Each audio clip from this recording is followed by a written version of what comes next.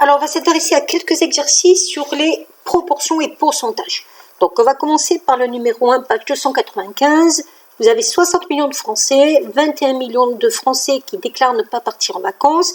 Quelle proportion cela représente-t-il? On utilise la formule qui dit qu'on prend la partie de la surpopulation, c'est-à-dire 21, l'effectif, divisé par 60, 0,35. Ça, c'est une proportion décimale.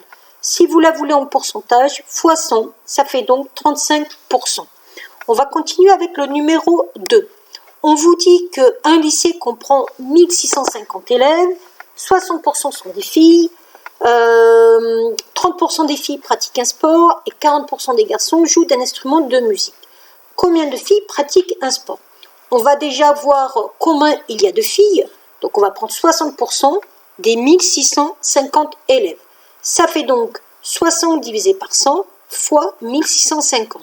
0,6 fois 1650, il y a donc 990 filles. Et parmi ces filles, on sait qu'il y en a 30% qui pratiquent un sport. Donc on va faire 30 sur 100 fois 990, 0,3 fois 990, 297 filles.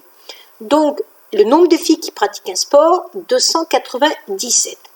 On va ensuite, pour répondre à la question d'après, calculer combien il y a de garçons. Donc au total, il y avait 1650 élèves, on enlève les 990 filles, on trouve 660 garçons. Dans ces garçons, 40% jouent d'un instrument de musique, donc on va faire 40 divisé par 100 fois 660, donc 0,4 fois 660, c'est-à-dire 264 garçons. On continue avec le numéro 3.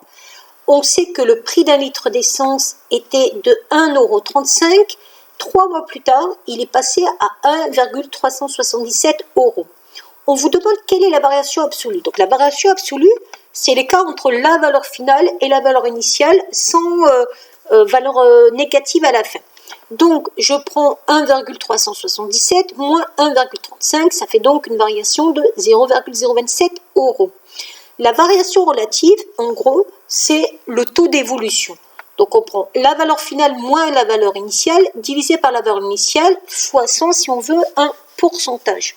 Ça donne l'écart entre les deux valeurs 0,027 qu'on compare par rapport à la valeur de départ, donc 1,35, ce qui correspond à une évolution de 0,02 en décimale. Si on veut un pourcentage, fois 100, donc une évolution de 2%. Voilà.